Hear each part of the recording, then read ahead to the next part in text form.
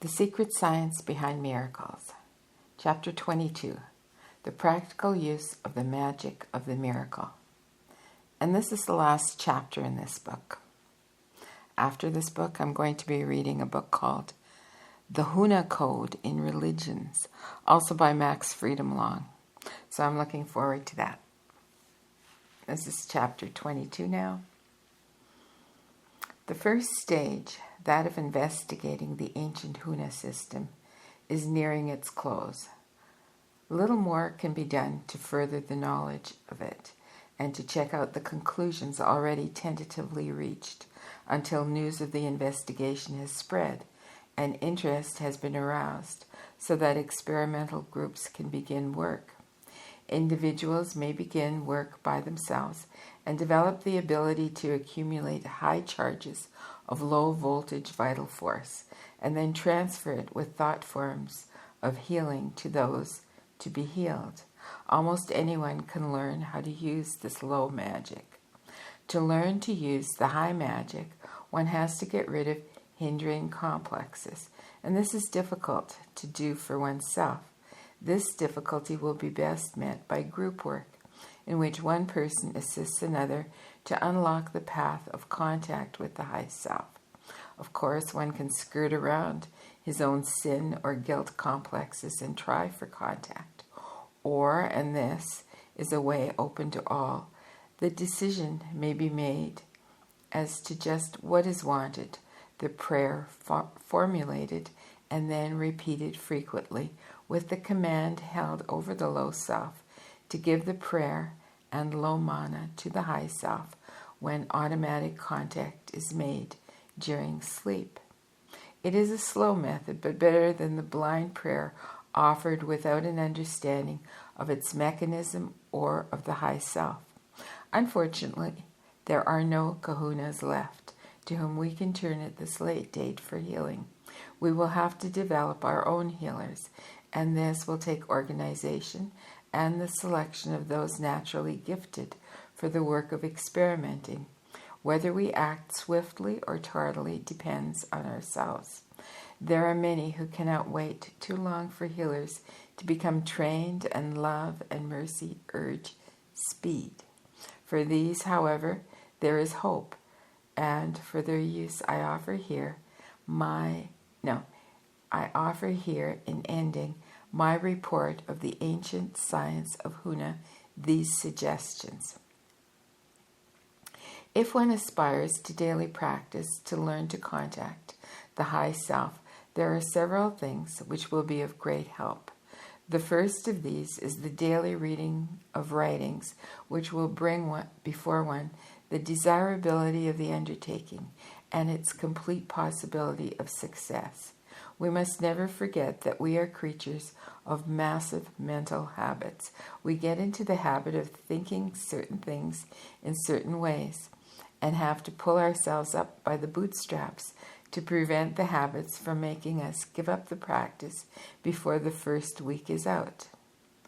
Read each day the accounts given in my report if you wish to keep the original urge to practice polished and to the fore. The Christian Scientists understood this better than any group I know. The person who desires healing of body or purse is set to a daily reading of the writings which make the philosophy appear before the mind clearly and impressively. The low self is impressed by the printed page. It is a physical stimulus. And if the middle self believes the printed techniques to be correct or even workable, though illogical, the low self will gradually fall into line and accept the ideas. On the other hand, if we do not reread the material frequently, the low self will forget it. It will replace the urge to practice with the old lazy urges to do less strenuous things. Read, reread, read and read and read. This will form a new habit of thought. Thought habits are not all bad or obstructive. If a good Christian has developed habits of meditation, which make for faith and trust in the Christian concept of God. This provides a bridge over which the healing practices can pass swiftly. Quimby tied his teachings to the already habituated beliefs of his patients. They believed that God could not be anything but good. They had the complex belief gained in childhood that God was perfect and that he was good and that he was all-powerful. Building on these fixed and complex habits of belief lodged in the low self and shared by the middle self, Quimby found it easy to cause the patient to believe in his theory that illness and all bad conditions could not exist because they were not of God, who is perfect. Our complex beliefs can be a help as well as a hindrance. It is, however, necessary for us to pull ourselves together mentally at daily intervals and to make a close and critical examination of our many pertinent beliefs. We may have to dwell daily on the great Huna truth, which is for us the epitome of liberation, the truth that we cannot sin against higher beings, and that there is no sin other than hurting another human being. No hurt, no sin. Shout it from the housetops each hour for a year if it needs to be. At all costs, gain the salvation of liberation from false dogmas of sin. Or, if you fail in that, humor your complex low self and cease to do the things it stubbornly and blindly insists on considering sinful. In any event, read. The literature of Huna is still scant, but one can read Unity's daily word in quotes, or similar publications, with their lessons and affirmations to be repeated day by day. One who knows the secret lore of Kahunas can translate all such readings into terms of Huna. God becomes the high self, for that is as high as we can ever reach, and we can be very certain that any contact with the still higher beings will be made for us by the high self. The Kahunas did not hesitate to use anything that came to hand so long as it furthered their work. They welcomed doctors and enjoyed churches. To them, Huna was a thing alive and growing. They welcomed the early missionaries, hoping that they would bring fresh and advanced knowledge and better healing methods. They, like the Polynesian race as a whole, showed the most surprising open-mindedness. They were eager for all things new and good, if they proved practical. Huna is not crystallized and set and dead. It is a living, practical system which holds fast to the proven while reaching out eagerly to inspect anything new and promising. But those who aspire to benefit from ancient discoveries which compose the heart of the secret must also be open and ready for change. Read this report over and over if you would break your old habits of belief and profit by the new. At your first reading, you will catch the gleam. A week later, you will try to recall what you read and find it confused in your memory. That is because the new ideas have clashed with the old ones that you have had for years. If you reread the report, the gleam will return and stay longer. If you do not, the confusion will increase, and in a month you will forget that you ever caught the gleam at all. The low self is the custodian of all our memories and habits of thought and belief.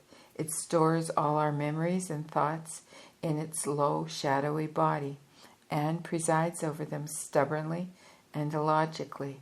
It takes time and practice, reading and rereading, to bring it into line, to keep it there, ready to make contact with the high self. While the experimental work carried on by individuals will be of great importance, and while almost anyone may discover that he has unsuspected talents in the use of both high and low magic, it is through the groups that the best general advance on the pioneer fringe of recovered psycho-religious system of Huna will be made. For instance, those who begin experimenting with low magic and use the Baron-Fersen method, Baronferson, the Baron-Fersen method, or a variation of it, to build up an increased charge of vital force in their bodies, will need others upon whom to use the force. The force will attract like a magnet if the hands are laid on the shoulders of one less highly charged and then slowly withdrawn. The force will leave one and enter another, carrying thoughts of healing, and the transfer of the force itself will make response to the healing thought more effective. The individual who has studied my report with care will be able to plan his own steps and set himself a daily practice. As prayer is based on telepathic ability, except during natural contact with the high self during sleep, the practice of telepathy is important, but in this work a partner is absolutely necessary, and in a group tests can be made to find out which people work best together. One person may concentrate on a symbol, a picture, a word, etc., and the others in the group may remain receptive and wait to see if they get impressions of a telepathic nature from the sender. A regularly formed group offers a stimulation of interest and the chance to share one's findings. Organization and teamwork under an appointed leader with definite projects and meeting times is far better than unorganized work. And experimentation goes forward, and individuals of proper talent begin to get results in healing with low magic or healing with high magic, with fire immunity, changing the future, etc. It would be well to have a central organization through which findings may be cleared from group to group, and through which information concerning the newly developed healers can be given to those desiring it. Bulletins giving the results of group and individual experiments would be in order, and special instructions should be issued covering specific needs as they arise. Indications that we are entering a new period in our progress toward world civilization is to be seen in this step from the age-long secrecy of Huna to an open knowledge available to all. The cult of secrecy fostered priesthoods, and priesthoods fostered special privileges, and usually ended in imposition, the victims being the laymen. While there will be those who possess certain natural talents, which will enable them to learn to use Kahuna methods and thus to become healers, there will be no longer a blind of secrecy and mystery about the methods used. The layman, while perhaps not aspiring to become a professional healer of body or purse, will be able to read the literature and to know the principles of the new psycho-religious system. This system, while based on ancient fundamentals, will undoubtedly move ahead very rapidly when modern discoveries and laboratory methods are brought to use. For instance, we can now measure and graph on paper the electrovital impulses which move through the brain at an average speed of about 10 to the second, as done by Professor George L. Keezer, Keezer, of Cornell, with an electroencephalograph. And in no long time we should know more about the mana of the kahunas than they ever knew. This is a machine age, and it is safe to predict that our recovery of the knack of using Huna will be tied up with machines in various ways as we improve steadily on the ancient practices. The effect of a general knowledge of Huna on world social structures will be fascinating to watch. because we have had no sufficiently detailed and workable psycho-religious knowledge.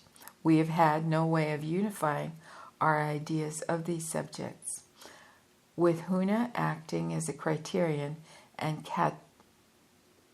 catalytic agent, the chaos of ideas in these fields can be reduced to order. A large part of our social ills has come because we have come to know almost everything else.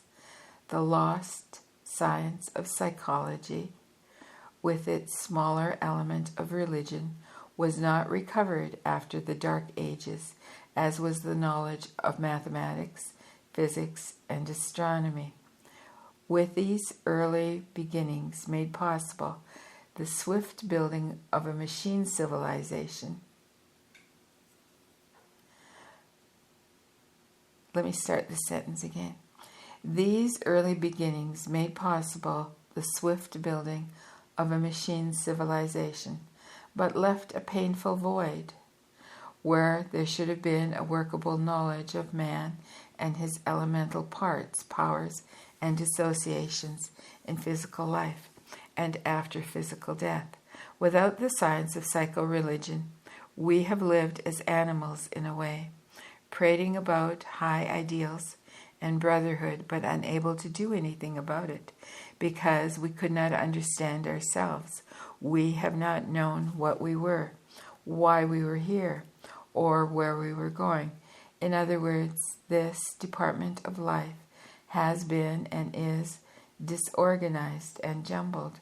We hurt each other and we unite in groups and nations to make war on other groups and nations. A pretty spectacle for intelligent beings in our state of development. If we can settle the basics in this field of knowledge, we shall be on the road to apply that knowledge to betterment of humanity, as we now apply what we know to agriculture and to animal husbandry. By freeing ourselves from the blindly resisting dogmas of outmoded religions, we will be able to make sensible and practical steps in a forward direction, replacing the disorganized growth under the dispensation of the animal-like low self by the dispensation of the middle self, aided by the high self. It is as if our civilization had long been allowed to grow as a form of wildlife, creating tangled forest and jungle growths, fields choked with weeds, and with ever-present danger of fire wiping all away. The wild growth can be replaced with planned and ordered fields and forests, so to speak, with fire breaks protecting the cultivated sections from those still left wild. While there will always be those die-hard individuals to whom a new idea contrary to their fixed and dogmatic beliefs will act as a red rag to a bull and cause furious protests, it is plain that the average man or woman, thanks to the public school system, is capable of approaching the new things with a fairly open mind. These, who form the great majority, need only to organize and to begin to work together to bring back the lost science which is needed to complete and perfect the civilization which we have known for some time was mysteriously defective. That we will organize and press forward may be taken for granted. In every other line we have been swiftly progressive. The disaster of World War II has made us more than eager to find some way in which to turn for betterment, some answer to the shocking failure in the management of human affairs. Disorganized, we remain a jungle growth. Organized, we can move a world to order and let only each individual do its small part. Union is strength, prosperity, and safety. The high beings ruling the ants and bees demonstrate this. Rugged individualism and disunion as demonstrated by preying animals who eat other animals and are in constant danger of being eaten, represent the stage of growth in which the hard lessons of life under free will must be learned. Following that stage comes the one which we have been missing for a long time, the stage in which the man returns to united and cooperative effort, still possessing his free will, but using it in the right relation to his fellows and their free will, and above all, in the right relation to the high selves, from whence come both help and guidance. We are at the turning of the road at last, and the prospect which lies ahead, even when men see mistily through a time veil as yet, appears to be very bright indeed. And that concludes this last chapter of this book. And there's an appendix which I will not read because to me it seems rather boring, to be honest. So if you want me to read it, I will read it. Leave me a message and tell me you want me to read it. But I don't know, it doesn't do much for me. So this last chapter, I'll just say a few words on it. It sort of brings together the whole idea of, revisiting the Huna teachings, which I certainly intend to do, and I intend to work with, whether in a group or whether by myself. These two books that I've read now, The Secret Science at Work, The Secret Science Behind Miracles, they've been absolutely wonderful and life-changing, really. So I look forward to reading the next one, and this is the last one on my bookshelf, so it'll probably be the last one I read. And like I said earlier, it's called The Huna Code in Religions. And I'll just tell you what the names of the chapters, so you can get some idea what that's going to be about. From whence came Huna, Huna in ancient Egypt, Huna in ancient India, the code and construction and use, the coded mystery teaching in the Bible, the nature of Jesus in the mystery teachings, the HA prayer rite as the first great mystery, the way, life, light, and path, Jesus and the fulfillment of the prophecies. Jesus begins the ministry, the miracles, evil spirits or devils, the parables and resulting church dogmas, reincarnation in the code, the mystery of the code and the crucifixion, the transfiguration mystery, the union of the sayings, and in Gnostic writings, the problem of a drama, the code in the religions of India, Huna in China.